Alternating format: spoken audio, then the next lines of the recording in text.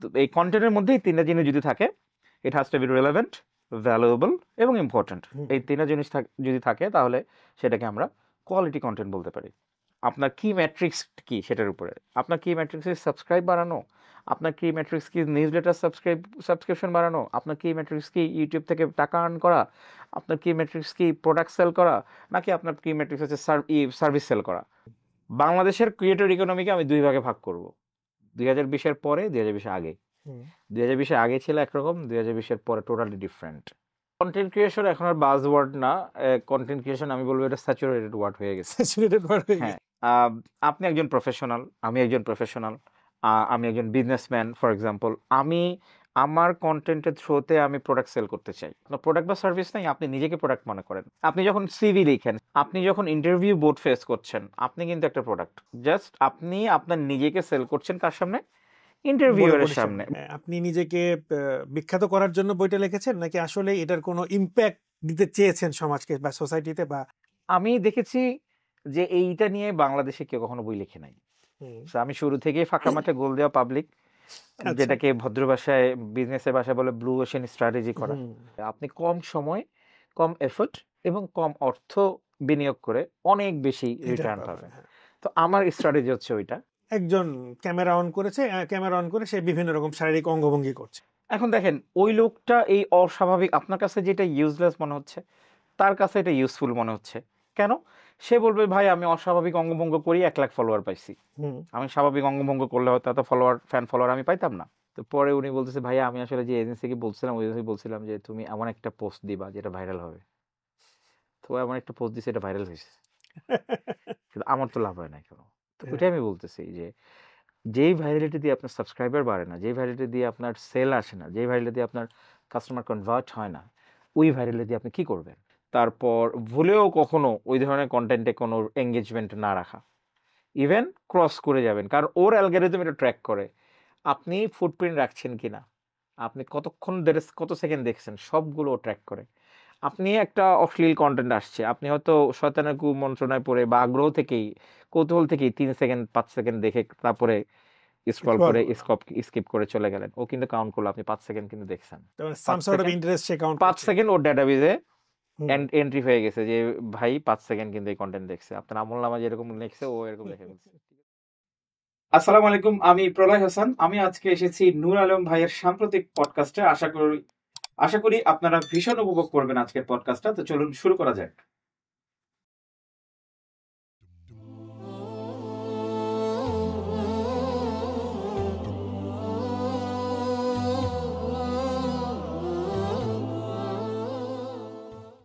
আসসালামু আলাইকুম ওয়া রাহমাতুল্লাহি ওয়া বারাকাতুহু। সাম্প্রতিকের সিজন 2 তে আমি আলামিন আলম আপনাদেরকে বরাবরের মতো স্বাগত জানাচ্ছি আজকের পর্বে। আজকে কথা বলার জন্য এই যে আমরা একটা অনুষ্ঠানে বসেছি বা আমরা একটা রেকর্ডিং করছি, এটা মূলত একটা পডকাস্ট হচ্ছে।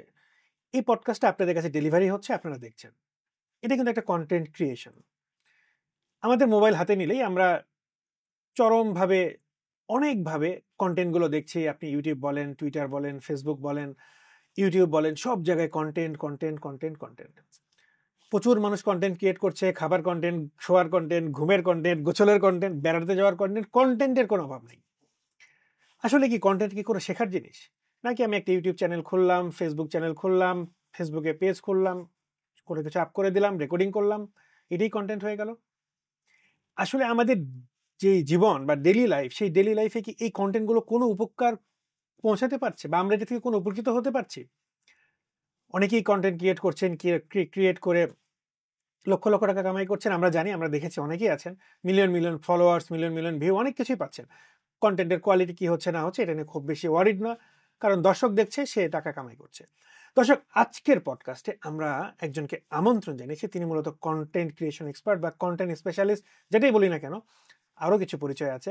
আমরা কিন্তু খুব ডিসকমফোর্টেবল তাকে কোশ্চিন করব আজকে। একেবারেই যে প্রশ্নগুলো করা হয় না সাধারণত, নেগেটিভ কোশ্চেনগুলোই করতে চাই। কন্টেন্টের এই জায়গা থেকে কোনো সুগার কোটিং নয়, খুব ন্যাচারাল ওয়েতে তার কাছে আমরা প্রশ্নগুলো করব, জানতে চাইবো, শুনতে চাইবো, বুঝতে চাইবো কন্টেন্ট ক্রিয়েশনটা কি।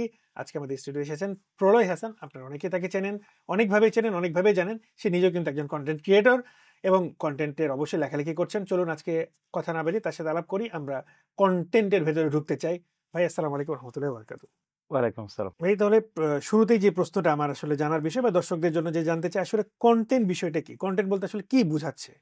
এটাকে যদি একটু বলতেন। তো বেসিক্যালি যেটা বললাম যে এই কন্টেন্টের মধ্যেই ৩ টা জিনিস যদি থাকে, it has to be relevant, valuable এবং ইম্পোর্টেন্ট। হুম, এই ৩ টা জিনিস যদি থাকে তাহলে সেটাকে আমরা কোয়ালিটি কন্টেন্ট বলতে পারি। হুম। যদি এই ৩ টা জিনিস না থাকে তাহলে সেটা কোয়ালিটি কন্টেন্ট না। কোন কনটেন্ট কি আসলে কোয়ালিটি হওয়া জরুরি? আমার কনটেন্ট মিলিয়ন ভিউ হচ্ছে, আমি আর্ন করছি ফেসবুক থেকে, ইউটিউব থেকে, টুইটার হোয়াটএভার হুম। প্ল্যাটফর্ম। সেখানে প্রচুর আর্ন করছি বা প্রচুর টাকা পাচ্ছি। তো আমি কোয়ালিটিফুল কনটেন্ট দিয়ে কি করব?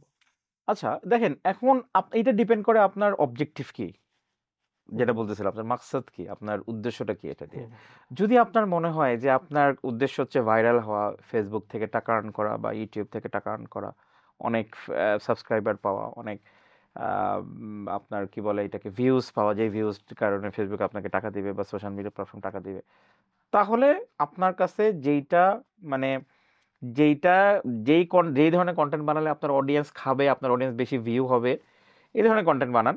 এটা কোয়ালিটি হইলেও ভালো, না হইলেও সমস্যা নেই, কারণ আপনার ওই কেপিআইটি মিট করতেছে। So hmm, hmm. Basically it will be based on your KPI. আপনার কি ম্যাট্রিক্স কি সেটার উপরে। আপনার কি ম্যাট্রিক্স সাবস্ক্রাইব বাড়ানো, আপনার কি ম্যাট্রিক্স কি নিউজ লেটার সাবস্ক্রিপশন বাড়ানো, আপনার কি ম্যাট্রিক্স কি ইউটিউব থেকে টাকা আর্ন করা, আপনার কি ম্যাট্রিক্স কি প্রোডাক্ট সেল করা, নাকি আপনার কি ম্যাট্রিক্স হচ্ছে সার্ভিস সেল করা। আপনার কি ম্যাট্রিক্সটা কি, আপনার অবজেক্টিভ কি, আপনার কেপিআইটা কি, কেপিআই মানে হচ্ছে কি পারফরমেন্স ইন্ডিকেটর, ইন্ডিকেটর, হ্যাঁ। সেটার উপরে আসলে এই প্রশ্নের উত্তরটা নির্ভর করছে।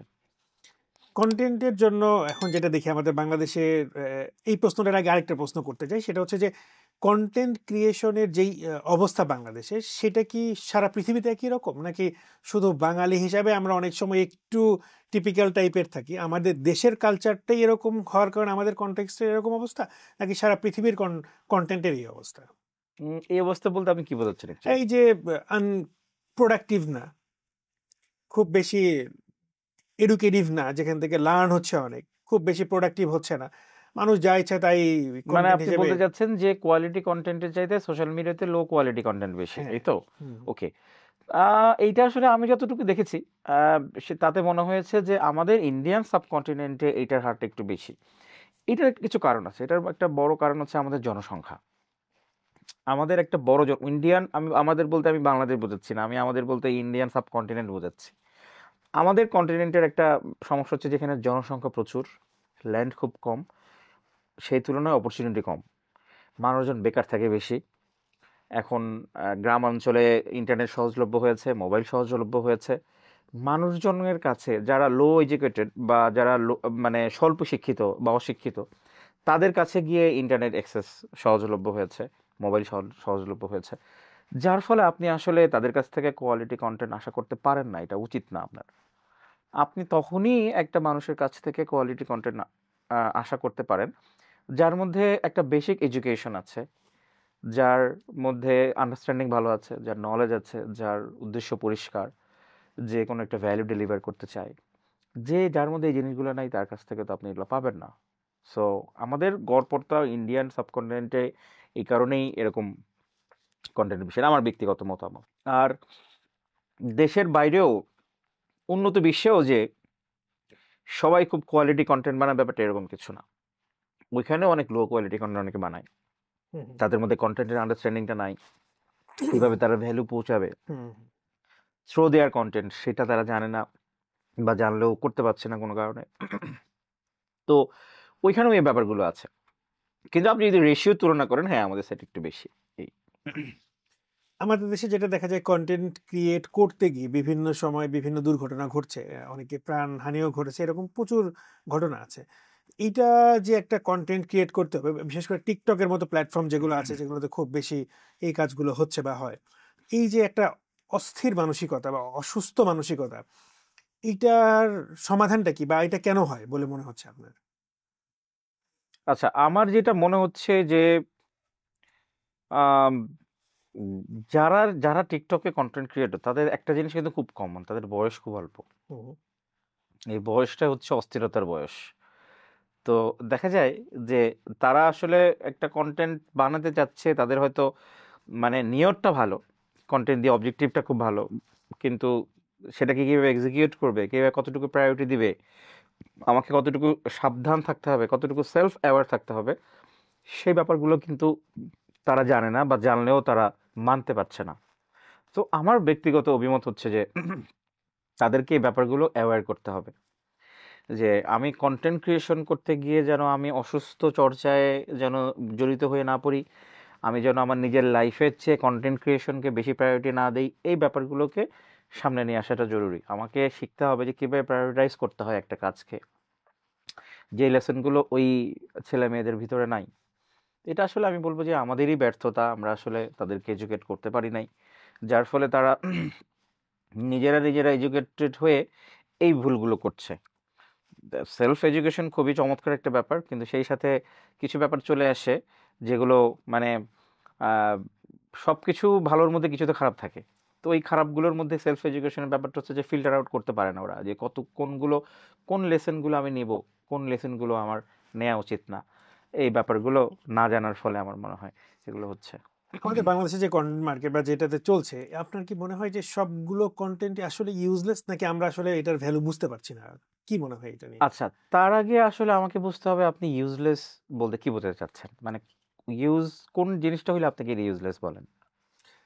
সে ফর এক্সাম্পল, একজন ক্যামেরা অন করেছে, ক্যামেরা অন করে সে বিভিন্ন রকম শারীরিক অঙ্গভঙ্গি করছে, হুম অদ্ভুত অঙ্গভঙ্গি, যেটা সাধারণত আমরা যদি নাচের কথাও বলি, যে যেটা নাচের বিষয় আছে, নাচও না, একটা অস্বাভাবিক অঙ্গভঙ্গি করছে, এটা একটা অস্বাভাবিকভাবে সে খাওয়া দাওয়া করছে, হুম যেটা খুব অস্বাভাবিক মনে হচ্ছে। এই যে যে ধরনের বিষয়গুলো, এগুলো কি আসলে আমরা মনে করছি যে এটা একটা বিষয় হচ্ছে যে না, এইরকম অস্বাভাবিক করার গুলো একটা বিনোদনের পার্ট, হুম যে একটা কৌতুক অভিনেতা আছে, সে বিভিন্ন রকম রাইট। অস্বাভাবিক কাজ করছে, সেটা আসলে কি বিষয়গুলো কি কৌতুক অভিনেতার মতো বিষয়গুলো হচ্ছে, নাকি এইগুলো আসলে অসুস্থ কন্টেন্ট, বা আসলে এগুলো কোনো কিছু করছে না? আচ্ছা, যেটা আমি একটু আগে বলছিলাম যে এই ব্যাপারটা আসলে নির্ভর করে আপনার অবজেক্টিভ কি তার উপরে, বা আপনার KPI বা কি বলে ম্যাট্রিক্স কি ম্যাট্রিক্স কি তার উপরে। এখন দেখেন, ওই লোকটা এই অস্বাভাবিক, আপনার কাছে যেটা ইউজলেস মনে হচ্ছে তার কাছে এটা ইউজফুল মনে হচ্ছে। কেন? সে বলবে ভাই আমি অস্বাভাবিক অঙ্গভঙ্গ করি 1 লাখ ফলোয়ার পাইছি, হুম। আমি স্বাভাবিক অঙ্গভঙ্গ করলে হয়তো এত ফ্যান ফলোয়ার আমি পাইতাম না। রাইট। সো এখন সেই জন্যই বললাম যে ইউজলেসের সংজ্ঞাটা কি আপনার কাছে। আপনি যদি বলেন যে আমার কাছে ইউজলেস মানে হচ্ছে যে এটা সুস্থ মস্তিষ্কের মানুষ এরকম কাজ করার কথা না মনে হচ্ছে, তাহলে আমি বলবো হ্যাঁ, আপনার সাথে আমি একমত, কোন সুস্থ মস্তিষ্কের মানুষ এই ধরনের কাজ করার কথা না।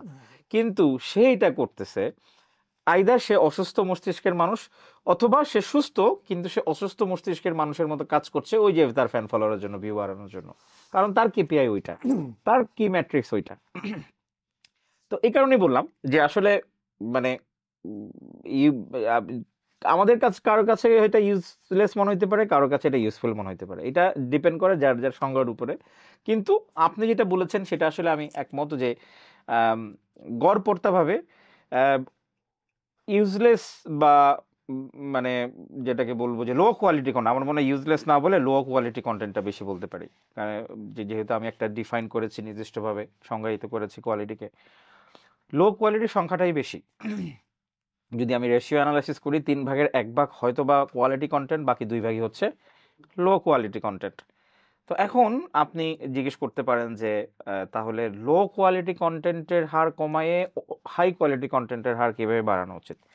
Hair comes the education, hair comes যে আপনার একটা অবজেক্টিভ থাকতে হবে, যেখানে আপনি কোয়ালিটি দিবেন এবং কেন আপনি কোয়ালিটি দিবেন। ধরেন ফর এক্সাম্পল, আপনি একজন প্রফেশনাল, আমি একজন প্রফেশনাল, আমি একজন বিজনেসম্যান ফর এক্সাম্পল, আমি আমার কন্টেন্টের থ্রুতে আমি প্রোডাক্ট সেল করতে চাই, আমি আমার সার্ভিস সেল করতে চাই। ওকে ফাইন, আপনার প্রোডাক্ট বা সার্ভিস কিছু নেই, আপনি নিজেকে সেল করেন। যেটা আমি কিছুদিন আগে বলছিলাম, ইয়থ ডেভেলপমেন্ট প্ল্যাটফর্মে আমাকে ইনভাইট করেছিল গেস্ট স্পিকার হিসেবে, ওখানে আমি বলছিলাম যে একজনের যদি পার্সোনাল ব্র্যান্ডিংটা কেন দরকার, আপনার প্রোডাক্ট বা সার্ভিস নেই, আপনি নিজেকে প্রোডাক্ট মনে করেন, but it May sounds weird যে আমি নিজেকে প্রোডাক্ট কেন বলছি। আপনি যখন সিভি লিখেন, সিভিটা আপনাকে সেল করার জন্য একটা হাতিয়ার। আপনি যখন ইন্টারভিউ বোর্ড ফেস করছেন, আপনি কিন্তু একটা প্রোডাক্ট, জাস্ট আপনি আপনার নিজেকে সেল করছেন কার সামনে, ইন্টারভিউয়ারের বোর্ডের সামনে, বোর্ডের সামনে, যাতে করে আপনাকে হায়ার করা হয়। আপনার সিভিটা আপনি সেল করছেন আপনার ইন্টারভিউ বোর্ডের সামনে, যাতে করে আপনাকে হায়ার করা হয়। সো বেসিক্যালি মার্কেটিং এর ভাষায় you are yourself a product. তো আপনি যখন আপনার প্রোডাক্টকে উপস্থাপন করবেন কারো সামনে, সো আপনার কিছু জিনিস থাকা প্রয়োজন, বেসিক কিছু প্রি রিকুইজিট। যেমন সেটা হতে পারে আপনার পার্সোনাল ক্যারিয়ারে এনহ্যান্স করা, বা আপনার হতে পারে যে হ্যাঁ আমি একটা আমার প্রোডাক্ট বা সার্ভিস আছে, সেটা আমি প্রমোট করব, সেটা আমি সেল করব, আমার একটা কোম্পানি আছে, আমার একটা ব্র্যান্ড আছে, সেই জিনিসগুলো আমি সেল করব। সো এই জিনিসগুলো যখন আপনার থাকে, তখন কিন্তু কোয়ালিটিটা এনশিওর করা আপনার জন্য ইজিয়ার হয়ে যায়। যখন আপনার সামনে কোনো মাকসুদ থাকবে না কন্টেন্ট ক্রিয়েট করার জন্য, তখনই আপনি লো কোয়ালিটি কন্টেন্ট বানাবেন। এত এত কন্টেন্ট, আমরা যেটা শুরুতে বলেছি, আপনি বলেছিলেন যে প্রচুর কন্টেন্ট, কিন্তু হিসাব করলে দেখা যাচ্ছে এই কন্টেন্টগুলো মানুষের কোনো ইম্প্যাক্ট হচ্ছে না, মানে মনে রাখছে না যে এটা থেকে একটা লার্নিং হচ্ছে বা এটা থেকে তার ইমপ্রুভমেন্ট হচ্ছে, এরকমের সংখ্যা তো খুবই কম। এটার কারণও কি ওইটাই যে আপনি যেটা একটু আগেই বলতেছিলেন, যে আসলে ওই যে আসলে কি করছে, কেন করছে, কে কার কেপিআই কি, হ্যাঁ, এটা কারণে এডুকেটিভ ওরকম কোনো কন্টেন্ট মানুষের মাঝে নাই বা কেউ করছে না, এটা খুব কম, খুব কম। এডুকেটিভ কন্টেন্টগুলো খুব কম। নাসির সেলিম করছেন, খালিদ ফারহান করছেন, আরো অনেকেই করছেন যাদেরকে হয়তো আমি রেগুলার ফলো করি না। এডুকেটিভ কন্টেন্ট অনেকে কন্টেন্ট বানাচ্ছেন অনেকেই, কিন্তু সংখ্যাটা তুলনামূলকভাবে কম। তার কারণ হচ্ছে এডুকেটিভ কন্টেন্ট বানাতে রিসার্চ করতে হয়, অনেক অনেক পড়াশোনা করতে হয়, প্রফেশনাল স্ক্রিপ্ট রাইটার দিয়ে স্ক্রিপ্ট রাইট করতে হয়, অনেক স্টাডি করতে হয়, যেটা আসলে সবাই এফোর্ড করতে পারে না এই পরিশ্রমটা। এডুকেটিভ কন্টেন্ট ক্রিয়েটররা আরো বেশি আসা উচিত না বলে আমি মনে করি। কিন্তু আমি দেখতেছি যে যারা আসলে এন্টারটেইনমেন্ট নিয়ে কন্টেন্ট বানাচ্ছে, তাদেরই আহ, সংখ্যাটা মনে হয় বেশি। ট্রু, বাংলাদেশের কনটেক্সটে এটাই সবচেয়ে বেশি। হুম। ইনফ্যাক্ট আমি একটা স্ট্যাটিস্টিক্সও দেখলাম, বাংলাদেশে হচ্ছে স্পোর্টস এক নম্বরে মনে হয়, তারপরে হচ্ছে স্পোর্টস এক নম্বরে। স্পোর্টসই দেখেছিলাম, স্পোর্টস এক নম্বরে, তারপরে হচ্ছে কালচারাল বিষয়গুলো এটা, তারপরে আদার্স বিষয়গুলো আছে। স্পোর্টস এর ফ্যান বাংলাদেশে সবচেয়ে বেশি। ও আচ্ছা, ফ্যান। আচ্ছা, না আমি মানে বলতেছি কোন sorry, ধরনের কন্টেন্ট ক্রিয়েশন। হ্যাঁ মানে এটার ভিউয়ার সবচেয়ে বেশি, এটা এইভাবে বললে ও বেটার আচ্ছা হবে, আচ্ছা যে আচ্ছা এটার আচ্ছা। ভিউয়ার সবচেয়ে বেশি হুম। স্পোর্টস এর, মানে বাংলাদেশের মার্কেটের মার্কেট পরিপ্রেক্ষিত। আচ্ছা, বুঝতে পারছি। আচ্ছা, কন্টেন্ট যেগুলো ক্রিয়েট হচ্ছে বা এগুলো কি সবগুলো ফেসবুকের জন্য স্পেসিফিক বা ইউটিউবের জন্য স্পেসিফিক, নাকি এটাকে আরো মাল্টিপারপাস ইউজ করার কোনো জায়গা আছে, মানে আমাদের এখনকার যেই অবস্থা আছে পুরো বাজেটটা? এইটা আসলে ডিপেন্ড করে যে আপনি কোন নিশে কন্টেন্ট বানাচ্ছেন। যদি সাধারণত মাল্টিপল প্ল্যাটফর্মে আপনি অফকোর্স পাবলিশ করতে পারেন, যেমন যে কন্টেন্টটা আপনি ফেসবুকে পাবলিশ করছেন সেটা কিন্তু আপনি ইউটিউবে দিতে পারেন। Audience different. আপনি ধরেন, যেমন আমার ইউটিউবে অডিয়েন্স খুব কম, আমার অডিয়েন্স বেশি হচ্ছে ফেসবুকে। তো আমি ফেসবুকে দিলে বেশি ভিউ পাই, সাড়া পাই। আমার ইউটিউবে তুলনামূলকভাবে কম, তবে আলহামদুলিল্লাহ পডকাস্ট শুরু করার পর থেকে ইউটিউবে অনেক ফ্যান ফলোয়ার বাড়ছে। প্রায় আমরা এই মাসে আমাদের টার্গেট করেছি 10,000 সাবস্ক্রাইবার ক্রস করব, অলরেডি 9,500 ক্রস করেছি আমরা।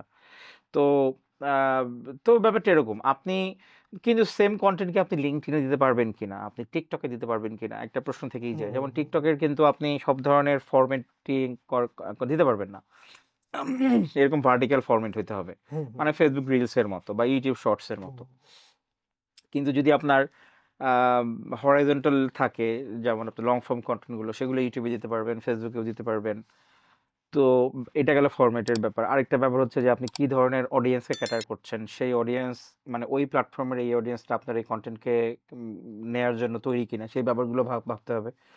তবে তবে এভারেজে গড়পড়তায় আমরা বলতে পারি যে আপনি ক্রস প্ল্যাটফর্মে পাবলিশ করতে পারবেন। বেশিরভাগ ভিডিও কন্টেন্টই ক্রস প্ল্যাটফর্মে পাবলিশ করা যায়। আমাদের দেশে যে কন্টেন্ট গুলো ক্রিয়েট হচ্ছে, এগুলো কি স্টোরি টেলিং বলবেন আপনি, নাকি জাস্ট প্রোডাক্ট? মানুষও যদি নিজেকে প্রোডাক্ট মনে করে নিজেকে সেল করছে, বা আসলে কি স্টোরি টেলিং তৈরি হচ্ছে যেটা মানুষের ইম্প্যাক্ট একটা কথা ছিল আমাদের, মানে যে কন্টেন্টগুলো তৈরি হচ্ছে সেগুলো কি আসলে স্টোরি টেলিং হচ্ছে, নাকি শুধু প্রোডাক্ট সেলিং টাইপের একটা বিষয় চলছে? সবাই চিন্তা করছে যে সে যেটা নিয়ে কথা বলছে সেটা সেল করুক, অথবা সে নিজেকে সেল করুক। কোনটা হচ্ছে বাংলাদেশের মার্কেটে? মানে মানে আপনি বলছেন যে ম্যাস যারা কন্টেন্ট ক্রিয়েশন করছে এই মুহূর্তে, যারা বাজারে, তারা কতটা স্টোরি টেলিং করছে বা আদৌ করছে কিনা? হ্যাঁ, মানে আসলে প্রোডাক্ট সেলিং করছে না নিজে স্টোরি টেলিং হচ্ছে, আসলে স্টোরি টেলিং হচ্ছে কিনা, এটা কি স্টোরি টেলিং হচ্ছে? আচ্ছা দেখেন, এখন ব্যাপার হচ্ছে আপনি যখন একটা প্রোডাক্ট সেল করবেন, ওটা তো মানে এর বেস্ট ওয়ে হচ্ছে একটা স্টোরির মাধ্যমে ওটাকে সেল করা, রাইট? স্টোরি টেলিং এর মাধ্যমেই তো ওটা আপনি সেল করবেন। এখন যদি ওইটা আপনার বালান্টলি আপনি এমনভাবে সেল করেন যে ভাই আউট অফ নো হেয়ার আমি আসলাম যে ভাই আমার প্রোডাক্টটা কিনেন, তো এইভাবে তো সাধারণত সেল হয় না, আনলেস যদি ওটা স্পেশাল কোনো স্কার্সিটি তৈরি না হয়। তো আপনাকে স্টোরি টেলিং এর মাধ্যমে আপনার প্রোডাক্টটা সেল করতে হবে, রাইট? আপনার কিছু ইউএসপি নির্ধারণ করতে হবে, আপনার ইউনিক সেলিং প্রপোজিশন যেটাকে আমরা বলি মার্কেটিং এর ভাষায়, সেটাকে ফাইন্ড আউট করতে হবে, স্টোরিটা ক্রিয়েট করতে হবে। সেই স্টোরিটা আপনার অডিয়েন্সের কাছে কতটা ভ্যালুয়েবল, কতটা রিলেট করতে পারে তারা, সেটাকে আপনাকে নিরূপণ করতে হবে। তারপর সেই অনুযায়ী এটাকে ফাইন টিউন করতে হবে। সো এই ব্যাপারগুলো করাটা আসলে জরুরি। যদি না হয় তাহলে আসলে সেল করাটা টাফ হয়ে যায়। তো এই কারণে আপনি মানে স্টোরি টেলিং করে প্রোডাক্ট সেল করাটা একেবারেই মানে খারাপ কিছু না, বরং আমি বলবো যে খুব ভালো একটা ব্যাপার এটা। এছাড়াও অন্য কেউ যদি অন্য কোনোভাবে সেল করে যে হ্যাঁ আমার প্রোডাক্ট অর্গানিকলি আমি সেল করি, আমাকে স্টোরি টেলিং করতে হয় না। যেমন ধরেন দেখবেন যে গুলিস্তানের মোড়ে বা ফার্ম গেটের ওভারব্রিজের উপরে অনেকেই প্রোডাক্ট সেল করে, তাদের কোনো স্টোরি টেলিং করতে হয় না, এমনি সেল হয়ে যায়। So that's different. কিন্তু স্টোরি টেলিং এর মাধ্যমে যদি আপনি প্রোডাক্ট সেল করতে পারেন, দ্যাটস দ্য বেস্ট ওয়ে। এবার আপনার একটা ব্যক্তিগত প্রশ্ন করি, সেটা হচ্ছে যে প্রলয় হাসান যে বইটা লিখেছে কন্টেন্ট নিয়ে বা কন্টেন্ট মার্কেটিং বইটা marketing লিখেছিলাম নিয়ে গত যেটা, বছর। হ্যাঁ, সেটা কি আপনি নিজেকে বিখ্যাত করার জন্য বইটা লিখেছেন, নাকি আসলে এটার কোনো ইম্প্যাক্ট দিতে চেয়েছেন সমাজকে বা সোসাইটিতে বা পুরো কন্টেন্টে?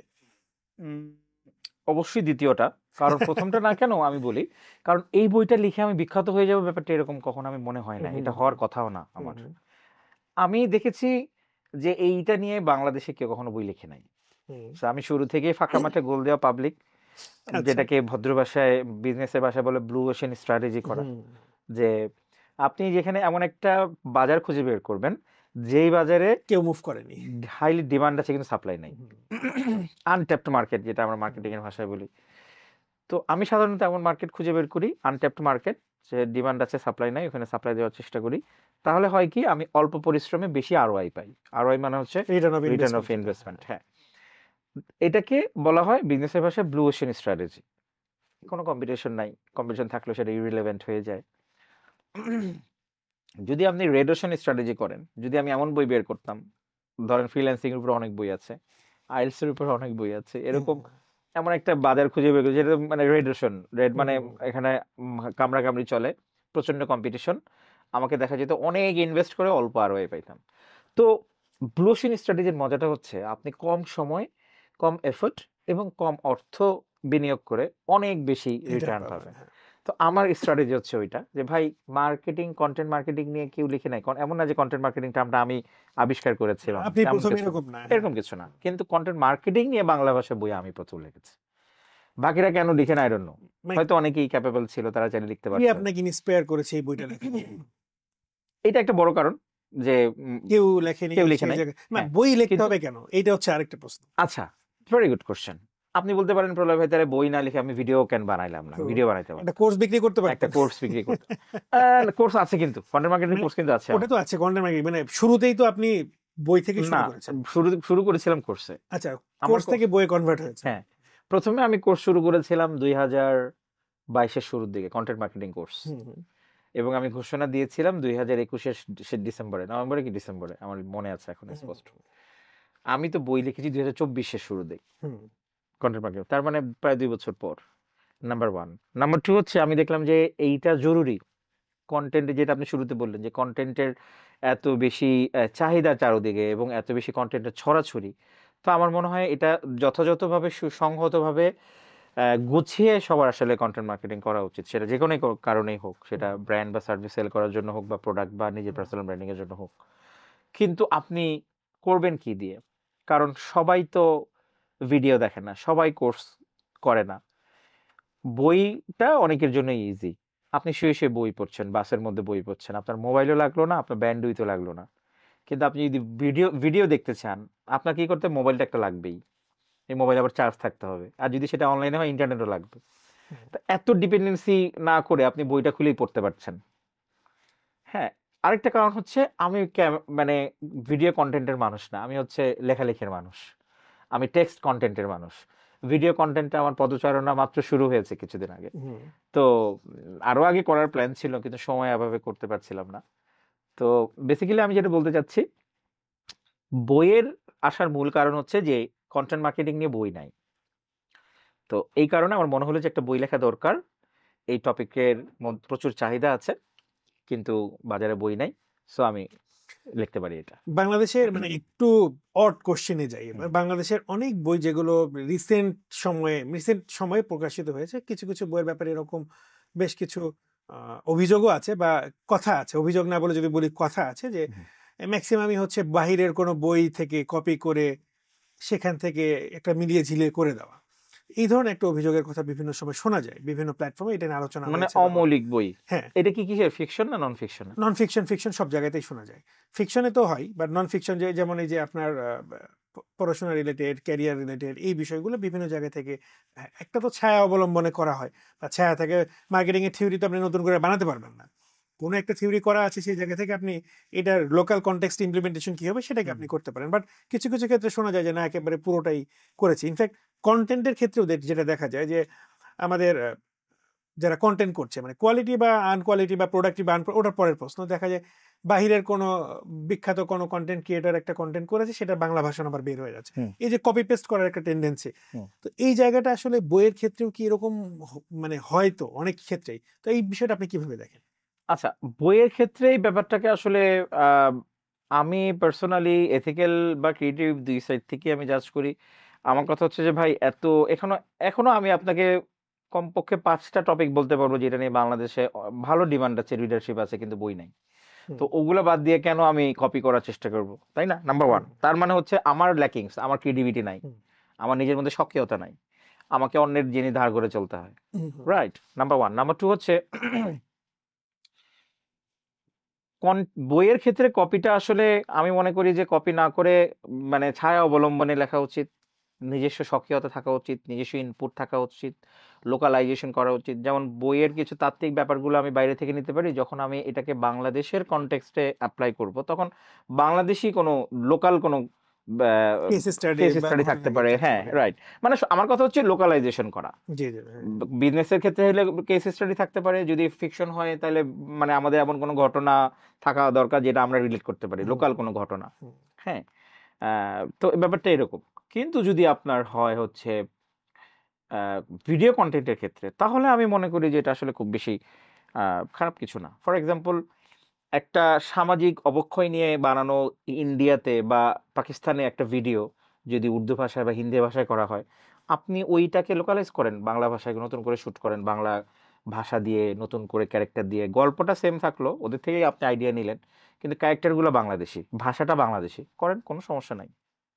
লোকাল কনটেক্সটে ওটা করা যায়। বইয়ের ক্ষেত্রে ব্যাপারটা একটু গুরুতর, কিন্তু আমার ধারণা অন্যান্য ক্ষেত্রে এত গুরুতর না বিষয়টা।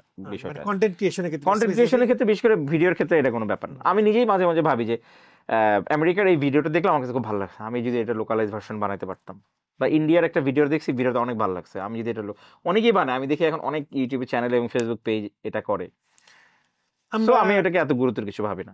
আচ্ছা, আমরা আগে আজ থেকে 5 বছর আগেও যদি চিন্তা করি, এত মেসিভ আকারে যখন কন্টেন্টের বিষয়গুলো ছিল না, বা 10 বছর আগে তো ছিলই না, 5 বছর আগেও যদি চিন্তা করি, 2000 মানে কোভিডের আগের ফর্মটাকে যদি আমরা চিন্তা করি, তখন দেখা যেত যে যারা এজেন্সি আছে, লোকাল এজেন্সি বা ইন্টারন্যাশনাল যারা বড় বড় এজেন্সি, তারা একটা ব্র্যান্ড এস্টাবলিশ করার জন্য হিউজ প্ল্যানিং করতো, কস্ট ইনভেস্ট করতো, মানে প্রমোশন করতো, বিভিন্ন রকম প্ল্যানিং করে একটা করে ব্র্যান্ডকে এস্টাবলিশ করতো। এই যে একটা এজেন্সি, একটা এফোর্ট ছিল, মানে বড় বড় যারা কোম্পানি ছিল তারা এজেন্সিকে দিয়ে তাদের ব্র্যান্ডগুলোকে এস্টাবলিশ করতো মার্কেটে। আপনার কি মনে হয় না যে বর্তমান সময়ে এই অনলাইন প্ল্যাটফর্ম আসার কারণে ব্র্যান্ডগুলোর ইম্প্যাক্টের জায়গাটা কমে গেছে, বা ব্র্যান্ডগুলো আগে যেভাবে মানে এজেন্সিগুলো, সরি ব্র্যান্ড হবে না, এজেন্সিগুলো হবে, মানে এজেন্সিগুলোর ব্র্যান্ড এস্টাবলিশ করার জায়গাটা কমে গেছে।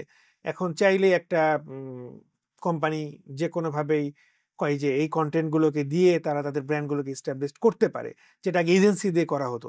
তার মানে একটা বিজনেসের একটা বড় একটা গ্যাপ তৈরি হয়ে গেল, যে এজেন্সির সাথে যে কোম্পানিগুলোর একটা লিঙ্ক ছিল যারা ব্র্যান্ডকে এস্টাবলিশ করতো, সেটা এখন খুব ইজিলি যে কেউ অনলাইন প্ল্যাটফর্মে খুব ইজিলি করে ফেলতে পারে। ব্যাপারটা কি এরকম মনে হচ্ছে আপনার কাছে? হ্যাঁ, এটা তো ভালো দিক, আমি মনে করি এটা খুবই পজিটিভ দিক। মানে যারা কন্টেন্ট ক্রিয়েটর তাদের জন্য পজিটিভ দিক, যারা ব্র্যান্ড তাদের জন্য পজিটিভ দিক, কিন্তু যারা এজেন্সি তাদের জন্য পজিটিভ দিক না, তাদের ব্যবসা নষ্ট হয়ে যাচ্ছে। আসলে ব্যাপারটা কি দেখেন, যখন কন্টেন্ট ক্রিয়েশন করার ফলে, আমি যদি আরেকটু স্পেসিফিকলি বলি, ইনফ্লুয়েন্সার মার্কেটিং এর কিন্তু মানে উত্থান হয়েছে বাংলাদেশে। ইনফ্লুয়েন্সার, প্রচুর ইনফ্লুয়েন্সার তৈরি রাইট, হ্যাঁ। এখন দেখেন, এখন একটা বড় ব্র্যান্ড ক্যাম্পেইনের জন্য এজেন্সির কাছে ছুটছে না, সে ছুটছে একজন ইনফ্লুয়েন্সারের কাছে। এতে করে ব্র্যান্ডটা লাভবান হচ্ছে, ইনফ্লুয়েন্সার লাভবান হচ্ছে, এজেন্সি কিছুটা লাভবান হচ্ছে, এবং এজেন্সিও কম্পিটিশনের মধ্যে পড়েছে। এবং আমি বলবো যেহেতু তারা কম্পিটিশনের মধ্যে পড়েছে, সেহেতু তারা নিজেরা বাধ্য হয়েছে নিজের কোয়ালিটি বাড়াতে এবং প্রাইসটাকে নিয়ে আসতে। যেমন বাংলাদেশের টপ বড় বড় যে এজেন্সিগুলো রয়েছে তারা অনেক টাকা চার্জ করে, যেটা অনেক সময় দেখা যায় যে ব্র্যান্ডরা দিতে বাধ্য হয়। তো দেখেন, আমি ছোট একটা যদি উদাহরণ বলি, বাংলাদেশে এখন টপ একজন ইনফ্লুয়েন্সার, সে তার পার ইনফ্লুয়েন্সার ক্যাম্পেইনে বা পার ভিডিওতে সে 2 লাখ টাকা নেয় ফর এক্সাম্পল, বা 3 লাখ টাকা নেয়। সেম সেম কন্টেন্টটা বা সেম ক্যাম্পেইন অবজেক্টিভ যদি আমি বাংলাদেশের টপ 5টা এজেন্সির একটাকে হায়ার করতাম, আমাকে মিনিমাম কম করে হলেও 5 লাখ টাকা চার্জ করতো সে, মানে সবচেয়ে কমও যদি আমি ধরি। তাহলে দেখেন, এখানে ওই ইনফ্লুয়েন্সারটাও টাকা পাইলো না, ব্র্যান্ডের কাছ থেকে বাড়তি 3 লাখ টাকা খসলো বা 2 লাখ টাকা খসলো, আর লাভবান হলো এজেন্সি। তো এখন ইনফ্লুয়েন্সার মার্কেটিং এর উত্থান হওয়ার পরে এজেন্সিগুলো একটু চিপায় পড়েছে তারা, এবং মানে একটু প্রাইস কমাইতে বাধ্য হয়েছে, এবং তারা হচ্ছে আরো ভ্যালু অ্যাড করার চেষ্টা করতে তাদের সার্ভিসে, কারণ কম্পিটিশন বেড়েছে। এবং সবচেয়ে বেশি লাভবান হয়েছে ব্র্যান্ড এবং ইনফ্লুয়েন্সাররা। ব্র্যান্ড লাভবান হয়েছে, তারা কম টাকায় বেটার অডিয়েন্স পাচ্ছে, আর ইনফ্লুয়েন্সার হচ্ছে তার এই টাকাতে এত সংসার চালাইতে হয় না, তার অন্যান্য ফুল টাইম জব আছে, আর সংসার যদি চালাইতেও হয় সে ভালো টাকা চার, তার জন্য 2 লাখ টাকা অনেক। এখন আমি মনে করি আবার ডিজিটাল মার্কেটিং এজেন্সি বা বড় বড় এজেন্সিরা, বিজ্ঞাপনী সংস্থাগুলো যে এত টাকা চার্জ করছে, এটা আসলে তাদেরও দোষ না, কারণ তাদের এক্সপেন্সও বেশি, রাইট, সেট আপ করতে হয় বেশি, তাদেরকে অনেক অ্যাফিলিয়েট কমিশন দেওয়া লাগে, তাদের রিয়েল এস্টেট চার্জ আছে, তাদের সরকারকে ভ্যাট ট্যাক্স দেয়, তাদের একটা অফিস নিয়ে তাদেরকে থাকতে হয়, কোম্পানি অনেককে স্যালারি দেওয়া লাগে এমপ্লয়ীদের, যেটাই একজন ইনফ্লুয়েন্সারের নাই। সো এইসব কারণেই তারা আসলে বেশি টাকা রাখে। তো কারণ যেটাই হোক, ব্র্যান্ড তো চেষ্টা করবেই যে আমি একটু কম টাকায় একটু বেটার পাই, ব্র্যান্ড তো শুধু এজেন্সিকে এত টাকা দিবে। তো আমি মনে করি যে এটা একটা সুস্থ প্রতিযোগিতার একটা সুযোগ তৈরি হয়েছে বিশ্বজুড়েই, যে এখন এজেন্সির দ্বারস্থ হতে হয় না ব্র্যান্ডকে আগের মতো। হ্যাঁ, এজেন্সি কাজ করে, এজেন্সি একটা ক্যাম্পেইন লঞ্চ করে, যেমন আমরা যে কাজগুলো করে থাকি এজেন্সির থ্রুতে আসে, ব্র্যান্ড সরাসরি আমাদের কাছে আসে না, এজেন্সির মাধ্যমে আসে, এবং এজেন্সি আমাদেরকে অ্যাপ্রোচ করে, মানে ব্র্যান্ড এজেন্সিকে অ্যাপ্রোচ করে, এজেন্সি আমাদেরকে অ্যাপ্রোচ করে, থার্ড পার্টি হিসেবে ব্র্যান্ড কাজ করে। হ্যাঁ হ্যাঁ, বেশিরভাগ সময় এটা হয়। তো এটাই আর কি। তো বেসিক্যালি এজেন্সির কাজ যে এখন নাই, বা এজেন্সি ইররেলেভেন্ট হয়ে গেছে, বা এজেন্সি অপ্রয়োজনীয় হয়ে গেছে, ব্যাপারটা এরকম কিছু না, এজেন্সির রিলেভেন্সি এখনো আছে অনেক। আচ্ছা, এটার সাথে সংশ্লিষ্ট একটা প্রশ্ন, যে এ যেভাবে অ্যাডভান্সমেন্ট হচ্ছে, সেই অ্যাডভান্সমেন্ট কি আসলেই এই যারা কন্টেন্টগুলো কাজ করছে বা কন্টেন্টগুলো ক্রিয়েশন করছে তাদের জন্য এটা কি, মানে এক সময় যেমন এখন যেমন কন্টেন্ট বা অনলাইন প্ল্যাটফর্মের কারণে এজেন্সিগুলো হুমকির মুখে পড়েছে, এআই অ্যাডভান্সমেন্টের কারণে বা কন্টেন্ট ক্রিয়েশন, আমি একটা সুন্দর প্রম্পট দিয়ে সুন্দর কন্টেন্ট করে ফেলছি, তো এআই এর অ্যাডভান্সমেন্টের কারণে এই ধরনের যারা প্রতিষ্ঠান আছে যারা এখন এই কাজগুলো করে, তারাও কি একসময় 5 বছর পরে গিয়ে তারাও কি এরকম একটা থ্রেট ফেস করবে বলে মনে হয় না আপনার? সরি, বুঝি নাই, মানে কাদের কথা বলছেন, কারা ফেস করেছে? এখানে প্রশ্ন হচ্ছে যে, মানে যেটা আমি জানতে চাচ্ছিলাম সেটা হচ্ছে যে কন্টেন্ট ক্রিয়েশন এখন যেভাবে ম্যাস হয়েছে, ম্যাস হয়ে যাওয়ার কারণে মানে যে কোনো প্ল্যাটফর্মে যে কেউ কন্টেন্ট ক্রিয়েশন করে ফেলছে, করে ইনফ্লুয়েন্সারকে দিয়ে করুক, নিজেরা করুক, যেভাবে করুক, সেই কারণে এজেন্সির ইম্প্যাক্টটা কমে গেছে বা এজেন্সির স্টেকটা এখান থেকে মার্কেট থেকে শেষ হয়ে গেছে।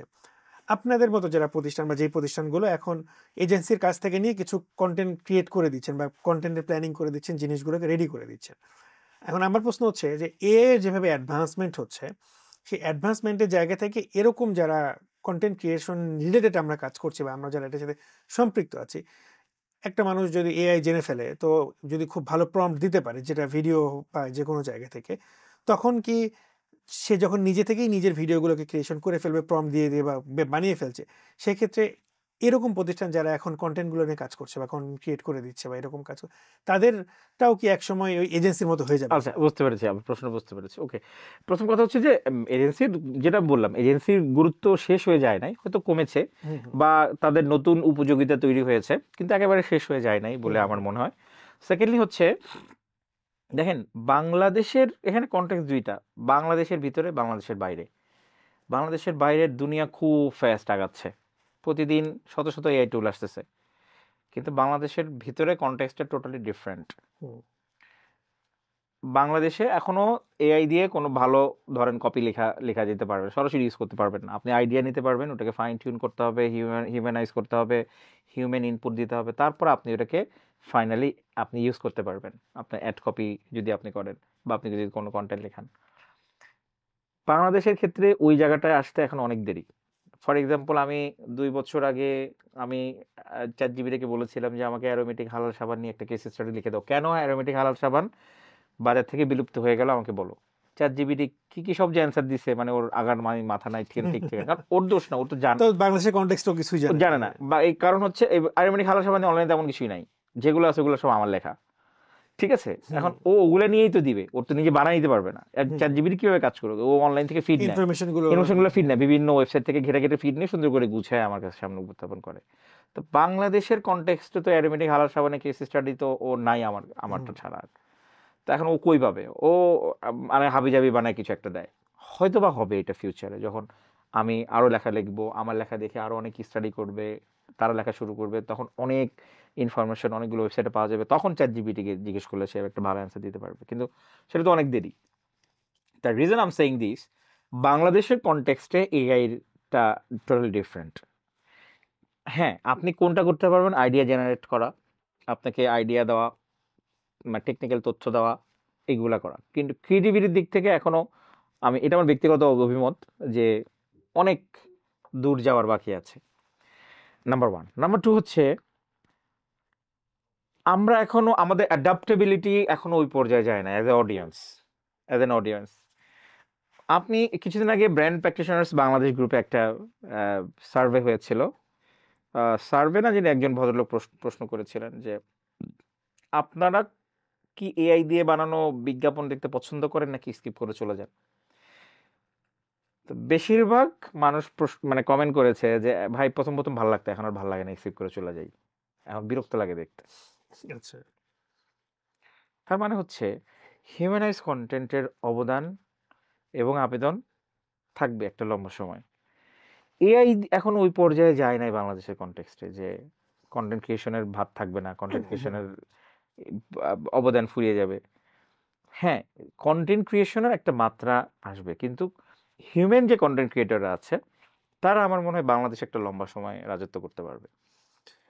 আসলে বিজনেস গ্রোথের ক্ষেত্রে কন্টেন্ট কি আসলে ইম্প্যাক্ট করে, নাকি এটা একটা মিথের মতো যে কন্টেন্ট ক্রিয়েট করে বিজনেস গ্রোথ করা যায়, নাকি এটা আদার্স টুল ব্যবহার করা হয়, সাথে এটাও একটা টুলস যেটা দিয়ে হতে পারে, কোনটা আসলে ট্রু এই ক্ষেত্রে? অফকোর্স এটা মিথ না, আমাদের সামনে তো অনেক এক্সাম্পল আছে। আমি তো বাইরের উদাহরণ দিব না, আমি ঘরের একটা উদাহরণ দেই, মানে আমাদের দেশের উদাহরণ দেই। ঘরের বাজার যে তারা প্রোডাক্ট সেল করছে, এত বড় একটা ব্র্যান্ড, কোটি কোটি টাকা সেল করছে,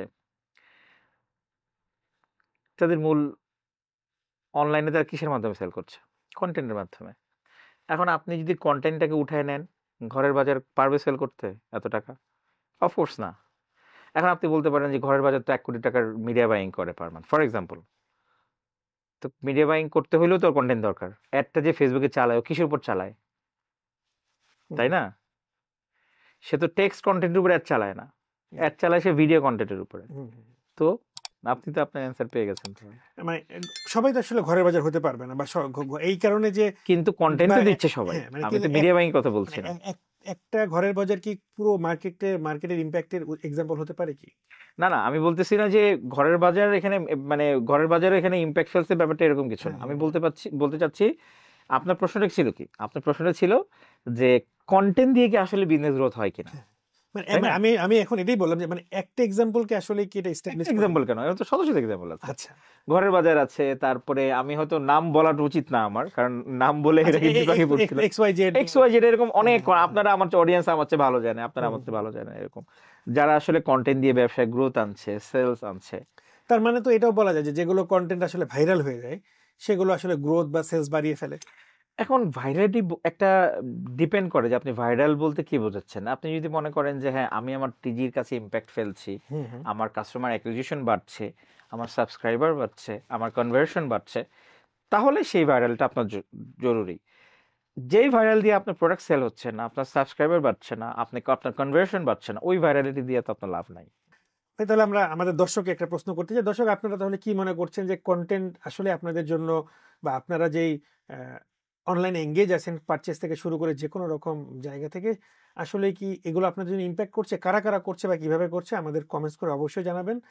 আমরা আপনাদের অ্যান্সারগুলো জানতে চাই যে আসলে বিষয়টা কতটুকু ঠিক। এবং এর আগে একটা প্রশ্ন ছিল যেটা আমাদের প্রলয় হাসান বলেছিলেন যে আমরা আসলে এআই রিলেটেড যেই রিলসগুলো বা যে ভিডিওগুলো সেগুলো আমরা সাধারণত স্কিপ করে যাচ্ছি, যেটা একটা সার্ভেতে পেয়েছি। আপনারা আসলে কি তাই মনে করেন? এটা অবশ্যই জানাতে ভুলবেন না। তার মানে এখন কি এটা বলা যায় যে দর্শকরা আসলে ভাইরাল কন্টেন্ট হলেই মোটামুটি স্যাটিসফাইড? কোয়ালিটি বা কি হলো, এটা থেকে লার্নিং কি না, আসলো? ব্যাপারটা এরকম কিছু না। ভাইরাল যদি আপনি, যেটা আমি বললাম, হ্যাঁ, হ্যাঁ। আপনি যদি মনে করেন আপনার ভাইরাল কন্টেন্ট দিয়ে আপনার কনভার্সন এসছে, সাবস্ক্রাইবার এসছে, হুম, হুম, হুম। আপনি কাস্টমার অ্যাকুইজিশন করতে পেরেছেন এবং কাস্টমাররা রিটেইনড হচ্ছে, তাহলে আপনার জন্য ভাইরালিটিটা কাজে দিয়েছে। হুম, হুম। কিন্তু এমন কিছু ভাইরাল হলো যেটা আপনার কনভার্সন আনলো না, সেল আনলো না, তাহলে ওই ভাইরালিটি দিয়ে আপনার লাভ কি? হুম, হুম। যেমন ছোট একটা উদাহরণ আমি দিই। কয়েক বছর আগে আমাকে ঢাকার বাইরে থেকে একটা মেয়ে নক করেছিল। হুম, হুম, সে মেয়েটা বলতেছে যে ভাইয়া আমার আসলে ফেসবুক মার্কেটিং আমরা করতে চাচ্ছি, আপনি সার্ভিস দেন কিনা? তো আমি বললাম হ্যাঁ, আমরা তো এই ধরনের সার্ভিস দিয়ে থাকি। তো তার পেজে অ্যাক্সেস নিলাম, ঢুকলাম, ঢোকার পরে দেখি যে তার একটা কন্টেন্ট, সেই কন্টেন্টে প্রায় ১-১.৫ হাজার লাইক, তো এবং শেয়ার হয়েছে প্রায় ১০০-১৫০ বার। কিন্তু মানে এটা কিসে জানেন? মানে পোস্টটা কিসের? পোস্টের হেডলাইন হচ্ছে এরকম: গৃহকর্মীকে নির্যাতন করে গৃহকর্ত্রী পালাইলো, এই টাইপের একটা কিছু। আচ্ছা। সে বেচারি প্রোডাক্ট সেল করে কি জানেন? হোমমেড কেক, মানে মেয়েটার প্রোডাক্ট হচ্ছে হোমমেড কেক। হুম, হুম, হুম। তো এখন দেখেন, তো আমি বললাম যে আপু ঘটনা কি? বুঝলাম না আমি কিছু, আপনার প্রোডাক্টের সাথে এই পোস্টের রিলেভেন্সি কি? তো পরে উনি বলতেছে ভাইয়া আমি আসলে যে এজেন্সিকে বলছিলাম, ওই এজেন্সি বলছিলাম যে তুমি এমন একটা পোস্ট দিবা যেটা ভাইরাল হবে। তো ও এমন একটা পোস্ট দিছে, এটা ভাইরাল হয়েছে, কিন্তু আমার তো লাভ হয় না কেন? তো হ্যাঁ। ওইটাই আমি বলতেছি যে যেই ভাইরালিটি দিয়ে আপনার সাবস্ক্রাইবার বাড়ে না, যেই ভাইরালিটি দিয়ে আপনার সেল আসে না, যেই ভাইরালিটি দিয়ে আপনার কাস্টমার কনভার্ট হয় না, ওই ভাইরালিটি দিয়ে আপনি কি করবেন? ওই ভাইরালিটি আপনাকে ব্যাকফায়ার করবে একদিন। হুম।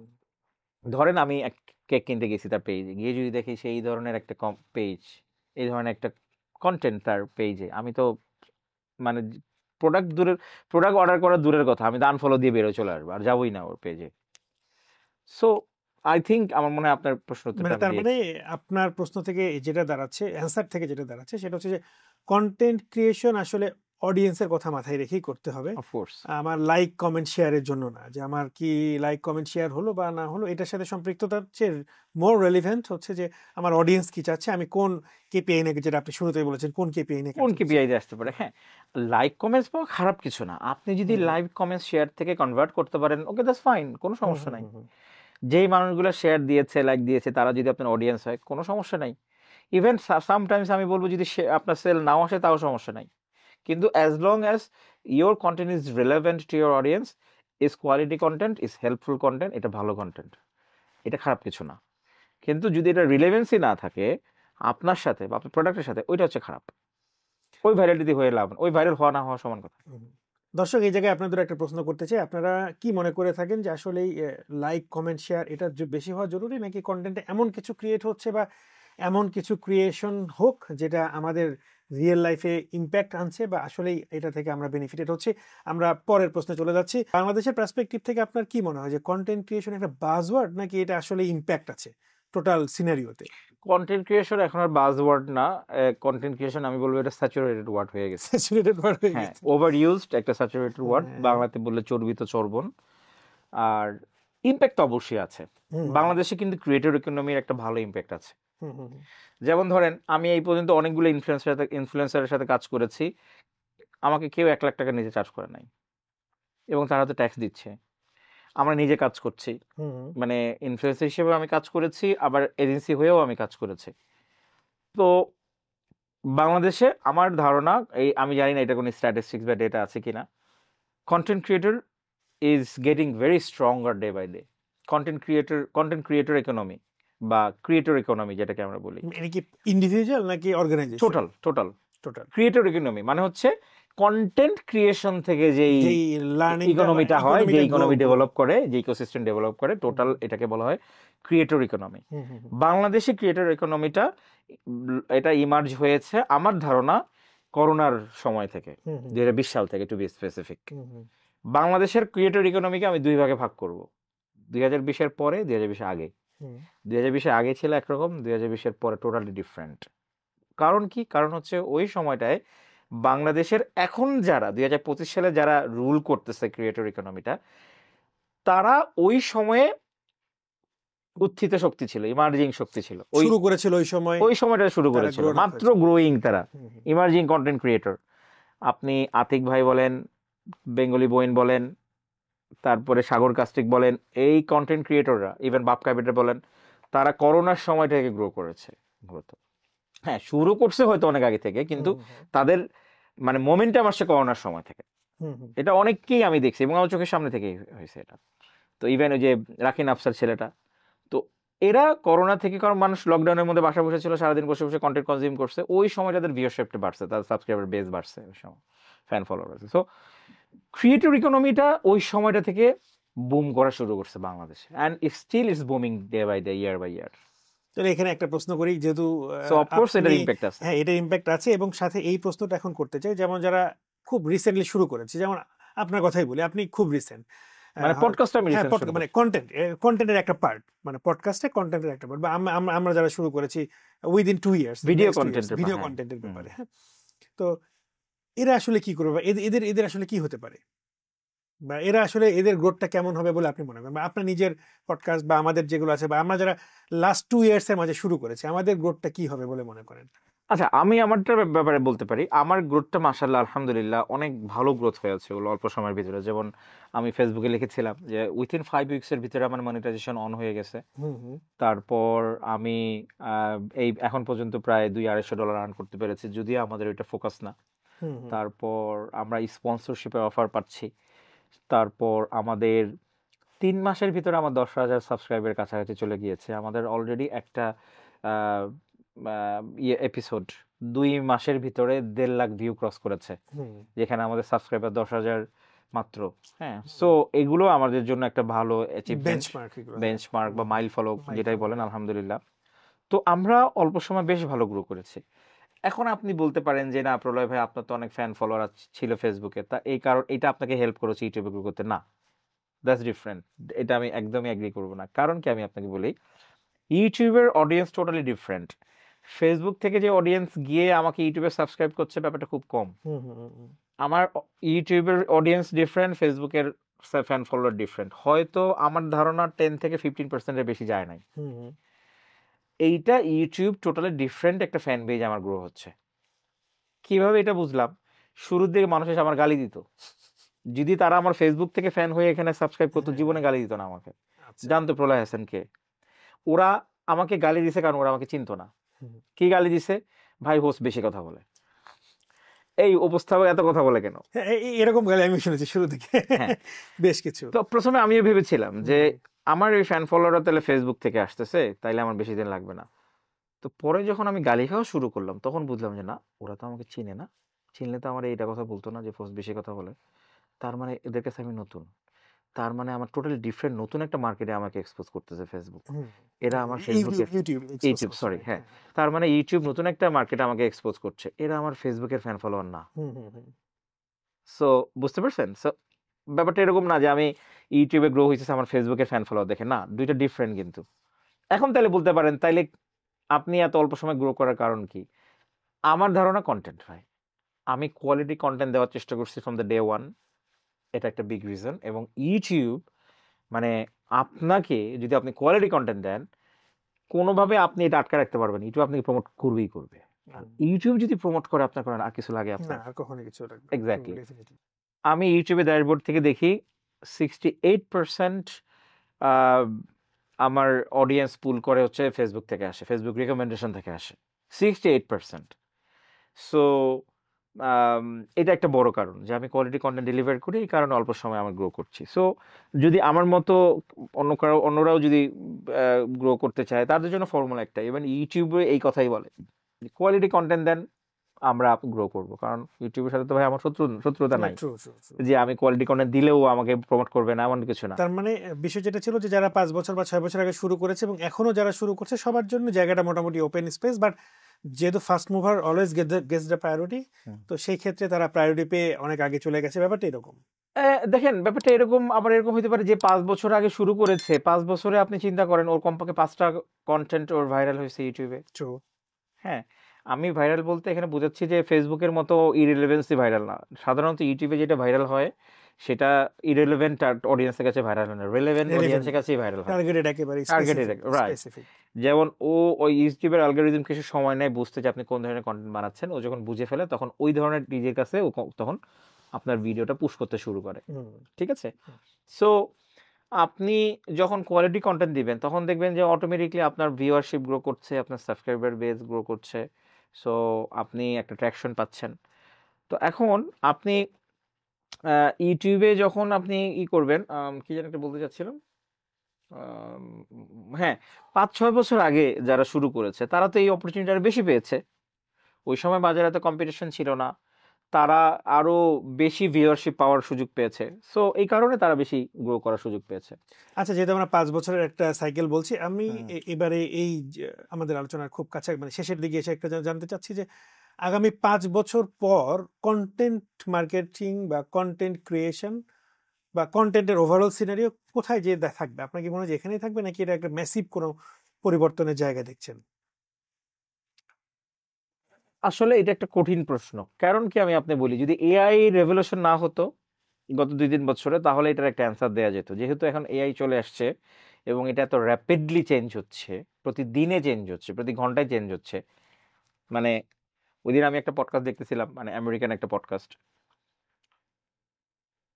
মানে আমাদের কল্পনার মানে বাইরে, আমাদের কল্পনাতেও নাই, মানে এআই এর জগৎ কতটা অ্যাডভান্সমেন্টটা ফাস্ট কতটা ফাস্ট চেঞ্জ হচ্ছে। চেঞ্জ হয়ে যাচ্ছে। হ্যাঁ, সো এই কারণে আমি বলতে পারছি না যে না এআই দিয়ে এটা চেঞ্জটা আসবে না, হয়তো চলে আসবে। হয়তো এই পডকাস্ট পাবলিশ করার 1 সপ্তাহের মধ্যে আমার একটা টুলস আসবে যেটা ড্রাস্টিকলি চেঞ্জ করে ফেলবে এআই এর দুনিয়া বা কন্টেন্ট ক্রিয়েশনের দুনিয়া।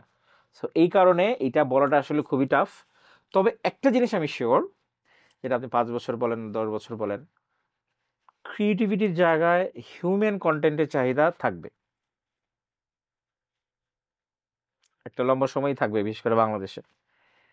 যত বেশি এআই টুলস আসবে, ক্লায়েন্টের একটা অংশ আপনাকে এসে বলবে ভাই কোনো টুলস না, আমি চাই আপনি কন্টেন্ট বানাবেন, টুলস দিয়ে না। টুলস দিয়ে কন্টেন্ট বানাতে চাইলে তো আমি সাবস্ক্রিপশন কিনে আমি নিজেই টুল দিয়ে বানাতে পারতাম, আমি তো আপনাকে কাছে আসতাম না। আমি চাই একটা হিউম্যান কন্টেন্টটা বানাবে। সো আমি এই উদাহরণটা এইভাবে দিই যে ক্যালকুলেটর হোক বা এক্সেল শিট হোক, আমাদের হিসাব নিকাশে কিন্তু ম্যানুয়ালি আমরা এখনো করি, এটার কিন্তু চাহিদা কমে নাই। বাজারে এখন বাংলাদেশে অনেক বড় বড় ফ্যাশন ব্র্যান্ড, কোটি কোটি তারা ব্যবসা করছে। তাই বলে কিন্তু টপ 10-এর যারা রেডিমেড কি বলে এই যারা কাস্টম মেড জামা কাপড় বানায় তাদের কিন্তু চাহিদা কমে নাই। আপনি টপ 10-এ যান, দেখবেন লাইন ধরে দাঁড়াইতে হবে আপনাকে। সো কাস্টম মেড জিনিসের মানে চাহিদা কমবে না সহসা। এই জিনিসটা থাকবে, বিশেষ করে ক্রিয়েটিভিটির জায়গাগুলোতে থাকবে। ক্রিয়েটিভিটির জায়গাতে এআই অনেক অ্যাডভান্স লেভেলে চলে যাবে, কিন্তু মানুষের পর্যায়ে আসতে একটা ভালো সময় লাগবে, আমার যেটা ধারণা। দর্শক, এই ব্যাপারে আপনারা কি মনে করেন যে 5 বছর পরে আসলে কন্টেন্ট ক্রিয়েশন, যেটা পরোয়া হাসান বলছিলেন যে হিউম্যান ইম্প্যাক্ট বা হিউম্যানের টাচ দিয়ে যে কন্টেন্টগুলো হবে সেগুলোর অ্যাপ্লিকেশন সবসময় থাকবে? আপনারা কি মনে করেন এটা কমেন্টস করে অবশ্যই আমাদেরকে জানাবেন, আমরা আপনাদের মতামতকেও শুনতে চাই এবং জানতে চাই। আমরা শেষের দিকে একটু চলে এসেছি, আমরা একটু আরেকটা প্রশ্ন করতে চাই। যারা ইয়াং, ভেরি ইয়াং, যারা কন্টেন্ট ক্রিয়েট করছে বা কন্টেন্ট ক্রিয়েট করতে চায় বা শুরু করেছে কিন্তু প্রপার গাইডলাইন নেই বা পারছে না, তাদের জন্য আপনার কি সাজেশন আছে? যারা কন্টেন্ট ক্রিয়েশন করতে চায় কিন্তু পারছে না, এটা একটা, অলরেডি হচ্ছে, আর যারা করছে এটা থেকে বেটার করার জন্য কি রাস্তা হতে পারে? আচ্ছা, বেটার করার জন্য রাস্তা একটাই, ওই যেটা বললাম যে আমার কন্টেন্টটা কোয়ালিটি কিনা। কোয়ালিটি কিভাবে বুঝবো? দেখতে হবে যে রিলেভেন্সি, ভ্যালুয়েবল, ইম্পর্টেন্স এগুলো আছে কিনা। তার কেপিআই ঠিক রাখতে হবে। কেপিআই মানে হচ্ছে ধরেন এমন হতে পারে যে আমার ফ্যান ফলোয়ার বাড়ছে, আমার কনভার্সন বাড়ছে, আমি কোনো একটা প্রোডাক্ট বা সার্ভিস সেল করছি, আমি একটা পার্সোনাল কমিউনিটি বিল্ড করছি, আমি মানুষকে ভ্যালু পৌঁছাচ্ছি, মানুষজন আমাকে আমার পজিটিভিটির জন্য পছন্দ করছে, এবং আমি সাস্টেনেবল কিছু করছি। যেমন ধরেন আমি কি বলবো, এই যে অনলাইনে অনেক জমে মুখ ব্যাং যেটা বলে, অনলাইনে বসে খাচ্ছে সবাই। হ্যাঁ, এটা একটা অসুস্থ টাইপের কন্টেন্ট এবং এটা কোনো প্রচুর ভিউ পাওয়া যায়, কিন্তু এটা সাস্টেইনেবল না। এমন না যে এই কন্টেন্ট মানুষজন 10 বছর দেখবে, আগামী 10 বছর, এমন না। দেখবেন যে কিছুদিন পরে এই কন্টেন্টের কোনো থাকবে না কোনো। কিন্তু এমন কন্টেন্ট আমি দিতে চাই যে কন্টেন্ট একটা লম্বা সময় ধরে মানুষকে ভ্যালু পৌঁছাবে, ইম্প্যাক্ট ফেলবে, ক্লাসিক কন্টেন্ট হবে, বা ধরেন সাস্টেইনেবল কন্টেন্ট হবে। ফর এক্সাম্পল কি হইতে পারে, মানুষকে এডুকেট করা, হ্যাঁ, কোন একটা মানুষকে স্কিল ডেভেলপ করানো, তারপরে মানুষকে দিনের কথা বলা, মানুষকে স্পিরিচুয়ালিটির কথা বলা, মানুষকে কিভাবে নিজের আত্মাকে পরিশুদ্ধি করা যায় সেগুলোর কথা বলা। এই জিনিসগুলোর কিন্তু চাহিদা সবসময়ই থাকবে, একটা লম্বা সময় থাকবে, এবং ক্লাসিক জিনিস, এগুলো সাস্টেইনেবল। তো যারা কোয়ালিটি এনশিওর করতে চায় তারা এই ব্যাপারগুলোতে ফোকাস করতে পারে। আর যারা কন্টেন্ট ক্রিয়েশনে আসতে চায় কিন্তু করতে পারছে না, এটার একটা বড় কারণ আমি মনে করি ব্যক্তিগতভাবে যে প্রোক্রাস্টিনেশন একটা বড় কারণ হতে পারে। কারণ এখন তো কন্টেন্ট ক্রিয়েশন অনেক সহজ, যেটা বলছিলাম। তো এত সহজলভ্যতা হওয়ার পরেও, মানে কন্টেন্ট ক্রিয়েশন এত সহজলভ্য হওয়ার পরেও এই ব্যাপারটা যদি তারা না আসতে পারে, তাহলে বুঝতে হবে যে আমার নিজের কমজোরি, নিজের শর্টকামিংস, এই জন্য হয়তো আসতে পারছি না। যেমন আমার খুব ইচ্ছে করে আমি ইউটিউব আমার পার্সোনাল চ্যানেলে কন্টেন্ট দেওয়া শুরু করব, কিন্তু মূল কারণ হচ্ছে আমি সময় পাচ্ছি না। আমাদের ইনহাউস স্টুডিও আছে উত্তরাতে, আমার নিজের স্টুডিও, নিজের ভিডিও এডিটর, আমি নিজে একজন কন্টেন্ট স্ট্র্যাটেজিস্ট, সব কিছু হওয়ার পর আমি আমার নিজের ভিডিও চ্যানেল শুরু করতে পারছি না সময়ের অভাবে। তারপরে হয়তো অনেকে শুরু করতে পারছে না আলসেমি করে, হয়তো অনেকে শুরু করতে পারছে না সেলফ কনফিডেন্সের অভাবে। তো সে কেন শুরু করতে পারছে না সেটাকে ফাইন্ড আউট করে সেটার উপর কাজ করলে আমার মনে হয় সে শুরু করে দিতে পারবে। আমরা শেষের দিকে আরেকটা প্রশ্ন নিব। সেই প্রশ্নটা হচ্ছে, এরকম একটা প্রশ্ন আছে যে চায়না যেমন কন্টেন্টগুলোকে ফিল্টারিং করছে নিজেদের জন্য, একটা বেস্ট এডুকেটিভ যে কন্টেন্টগুলো আছে সেগুলো দিচ্ছে, আর ওয়ার্ল্ড ওয়াইডে বিভিন্ন কন্টেন্টগুলোকে তাই সে ছড়িয়ে দিচ্ছে। আমাদের তো আসলে এরকম নিয়ন্ত্রণ করার কোনো সুযোগ নেই, বাট এই জায়গাটা আসলে কোনো রকম কোনো কিছু করার সুযোগ আছে কিনা কন্টেন্ট ধরে কাজ করার? দেখেন, মোটামুটি সব অ্যালগরিদম গুলো একভাবেই কাজ করে, যদি কিছু না হোক। আপনি সাধারণত যেই ধরনের কন্টেন্ট দেখতে পছন্দ করবেন, সাধারণত সেই ধরনের কন্টেন্টগুলো কিন্তু আসবে।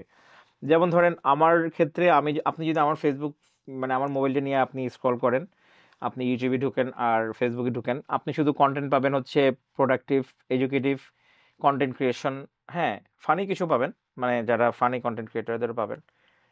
তো আপনি যদি আমার আম্মার মোবাইলটা নিয়ে স্ক্রল করেন, দেখবেন যে ওয়াজের আসতেছে, তারপর কিচেন হ্যাকস, টিপস, তারপরে বেশিরভাগই ইসলামিক কন্টেন্টগুলো আসে।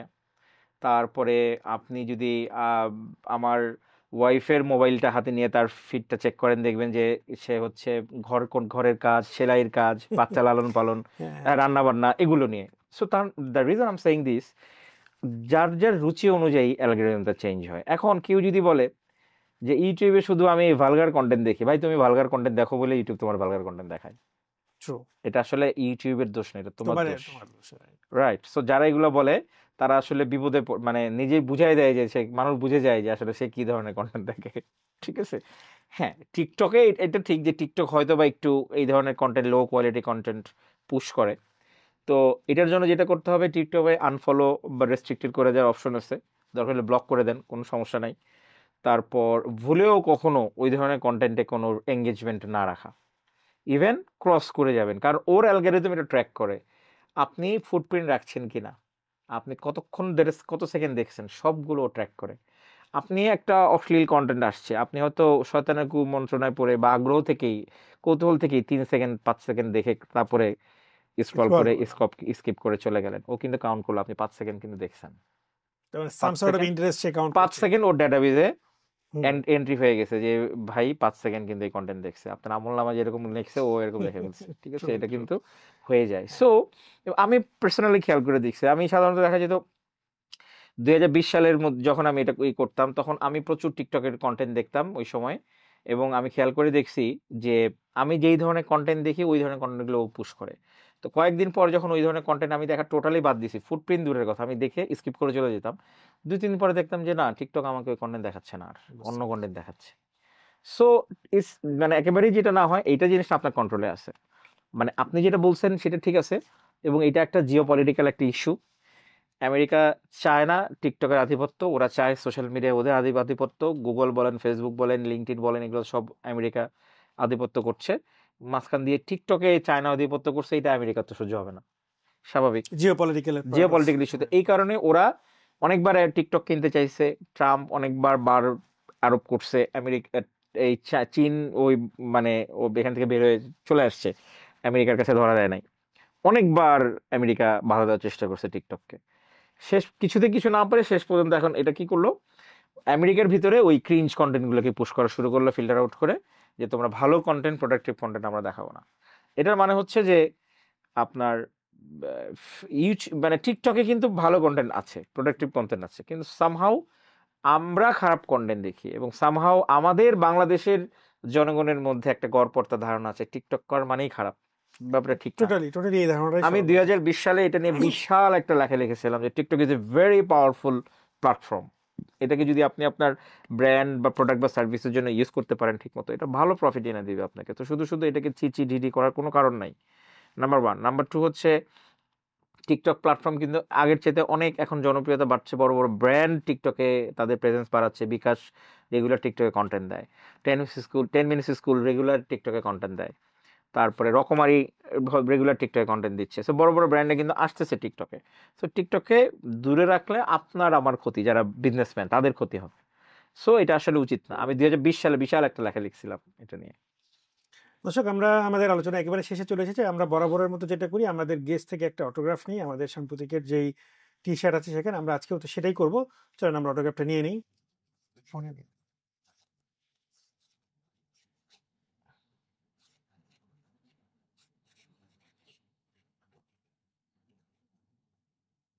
কয় তারিখ? 28 তারিখ। হ্যাঁ, আমার হাতের লেখাতে অবস্থা, আমার চেয়ে ভালো। ঠিক আছে। Thank you. সময়ের সাথে, মানুষের সাথে, সাম্প্রতিকের সাথে। আচ্ছা, সুন্দর। সাম্প্রতিক নামটা কার দেয়া? আমাদেরই।